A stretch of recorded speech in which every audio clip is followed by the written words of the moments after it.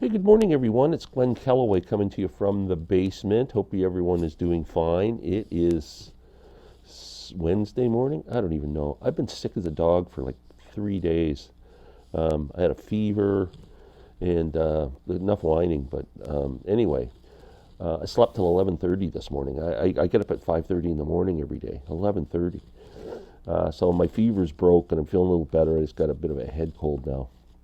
Um, the big news is I'm a grandfather for the first time. My daughter Stephanie, my son-in-law Ryan brought this beautiful baby into the world. Her name is Juliette. She arrived at 5:50 on Monday. Um, it's just the greatest feeling you can ever have. I'm telling you, I'm just on cloud nine. And here's the bummer of it, though. So the plan was for us to go to Oshawa, Ontario, where my daughter lives. We're about an hour away, and look after the house and whatever when she went into the hospital. And so we get the call Monday morning at 2 a.m. Like the phone rings, startles us out of a sleep. We're going to the hospital, so Lynn and I pack up all our stuff because we don't know how many days we're going to be staying. We drive to Oshawa, and we get there like 4 a.m.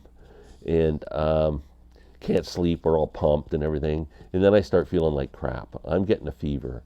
I am like really, really feeling like really bad. I got chills. Just came out of nowhere. And of course, it had to happen on the day my granddaughter's born. I couldn't go to the hospital to meet her. It was the most disappointing day of my life. Lynn went and, just fell in love with her right away. And everybody's fine. Everybody's healthy. So I'm not going to meet my granddaughter in person for a few more days till I get rid of this cold. But I'm so anxious to get there.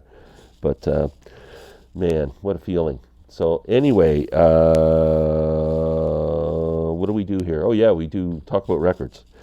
Um, Vinyl finds. I got some records. Let's see what I got. So 2 weeks ago, maybe I did a video on the police. Said it might be coming my next obsession. I don't know if it's going to be an obsession or not, but I want all their albums, and I've really got a renewed interest in this band. That I always enjoyed the Police, but never really, they weren't one of my favorite bands. But I always liked all their songs that I heard, um, and basically had a comp. That was it, hits album. Um, so I have been trying to grab more Police albums. I showed one the other day that I had. I can't remember what it's called now. Regatta de Balmer, or I don't know. Anyway, I found two more. They're not that easy to find used. I thought they'd be like falling off the racks. I got Outlandos d'Amour. Outlandis d'Amour. Now I played this. I really like it. It's got I Can't Stand Losing You on it. It's got Roxanne on it. So right away. But there was a song on here on side two that's kind of like a talking stupid song. I don't know what it is. It's either Born in the 50s or Be My Girl Sally, maybe. I don't know, but I didn't like that song and I thought it ruined the whole continuity of side two. I don't know. Sometimes I wonder who's in the studio with these guys when they make records and go, hey, you might want to leave that off. Like, it's not that good. It's not going to be entertaining for long. Someone's going to hear it once and they're going to go fast forward. And then yesterday, I picked up Ghost in the Machine. Anxious to hear this one. I get the feeling it's a pretty good album. There's the label. It's an excellent shape. Spirits in the Material World is on here. Every little thing she does is magic. Demolition Man. One World. Yeah, I'm kind of excited to hear this one. So I'll let you know. I'm going to play it today. Next. So Larry Graves, who's just an evil human being, because he makes me part with my money, introduced me to Paul Weller. And I don't know why. It just shows what happens when you assume and you just have this certain impression in your head. without having any knowledge at all. I'm guilty. I thought, when I hear the name Paul Weller, for some reason the next artist's name that comes to my head is Morrissey. I don't know why. And I hate Morrissey. I don't get the Smiths. If you're all fans of that, I apologize. But for some reason, I just thought Paul Weller.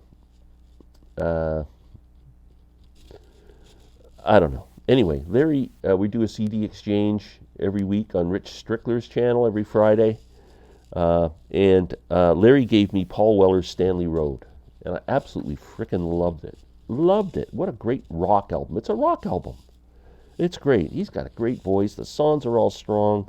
And he even does a cover of one of my favorite songs of all time, Walk on Gilded Splinters by Dr. John. And so I wanted this album. I was looking around for CDs, looking online, and there's a store in Oshawa called Deja Vu Discs that sells some vinyl and a lot of CDs and movies and stuff, used stuff. And I looked up, and they had Stanley Road for $2.99. So I was waiting till I went there. So when I went there to see my daughter, or to help my daughter out, I picked it up. And, oh man, it's just a great frickin' album. Unbelievably good.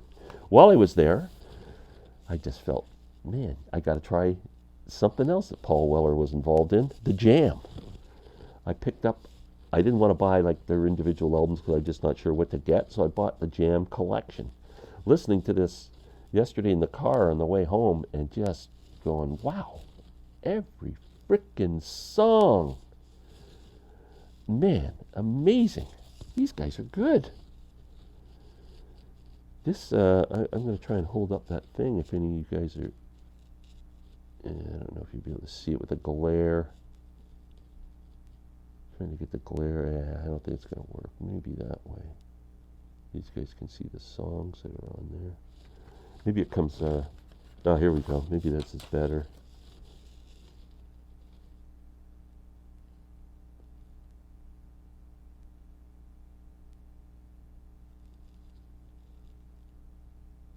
So if you guys are familiar with the songs, I'm not. I know there's some Jab fans. I know my friend Rob Walker is a big Paul Weller fan. So there we go. So when I was in the record store, Cops Records in Oshawa, and I looked for, I got that Police album there. I saw this there for $12, and I thought, I got to try it. Style Council, another Paul Weller band. My Ever-Changing Moods. I have no idea if this is any good or not. I just picked it up on pure speculation. It might suck. It might be the best album I ever heard. I don't know. If any of you are familiar with this album, let me know your thoughts. For $12, I thought it's worth a shot. I can always trade it in if I don't like it. Style Council. Perfect.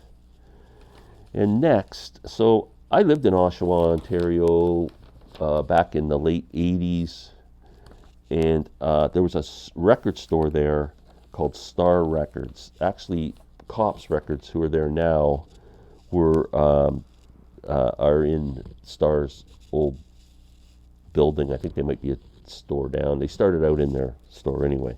So Star Records was run by a gentleman named Mike. Mike was the coolest guy that ever frickin' lived, so knowledgeable about music, and he would turn people on. I would spend a lot of time in there looking at records. He'd go, have you heard this? Have you heard this? He was just a great guy.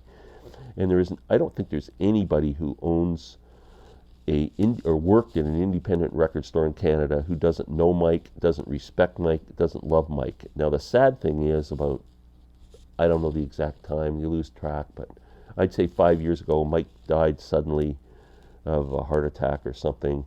And he was just the coolest guy, really, really, and just ran a great record store. Mike was a big fan of this band, Dr. Feelgood, and he turned me on to them with this album. I paid $19.99 for it yesterday, and I probably would have paid more. So this was my introduction to Dr. Feelgood. If you've never heard these guys, Wilco Johnson, I mean, these guys are a blues rock, kind of I don't know, just an R&B feel to it or something. Just an incredible band. Now the cool thing about this, and I don't know the backstory of it, is this is on. It's a comp. I'm pretty sure it's a comp. This is on. Check the label. Star Records. And it says on here, produced by Dr. Feelgood, except a song with an asterisk, which was produced by Mike Vernon. So this album was released. Mike released this on his own label, Star Records. I don't recall that, and I never asked about the story behind it, but really, really interesting. So I Got News for You is the song that Mike, I don't know what Mike's last name was, if it was Vernon, if it was him, but 1985 Star Records. Very weird. I don't know if he got the rights to release a comp in Canada and put it on his own label, but very cool. Anyway, it's an awesome album. If you've never heard these guys and you like rock and blues, this is a great frickin' record. Excuse me. Some of the songs on here: Dust My Broom, Dimples, Tore Down, My Babe, and Rock Me Baby. So they're all incredible songs. And it even says at the bottom, there we go, a Star Records production, 148 Simcoe Street South, Oshawa, Ontario, 1986. Yeah, that's it.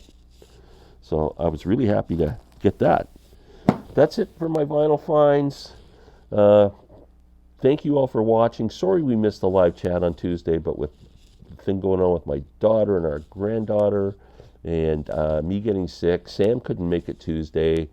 It was just blowing up in our face. So I know my buddy John, Music Talk with John, went on live on Tuesday night to probably got a better crowd than we get, because John's a cool guy, and had Rob, my partner in crime, on with him. So I'm sure those guys did okay and had a really interesting chat. I wished I would have known. I would have at least laid on the couch and listened to it, but I did not know. So everyone have a great day. We'll be back soon. Take care.